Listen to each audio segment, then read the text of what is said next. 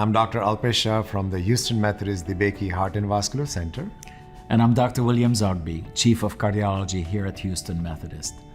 On behalf of DeBakey CV Education, we're pleased to invite you to our Cardiology for the Non-Cardiologist conference.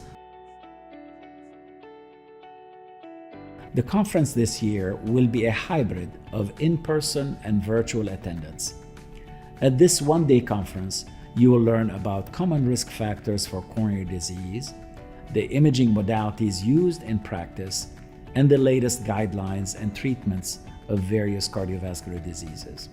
Our faculty will also discuss the clinical challenges often associated with caring for patients with heart disease.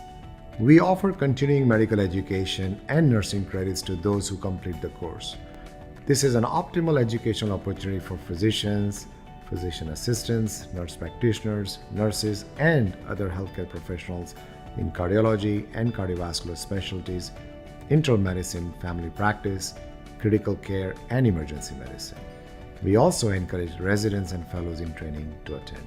We encourage you to explore more of the online resources offered by DeBakey CV Education to learn and earn credit from anywhere in the world.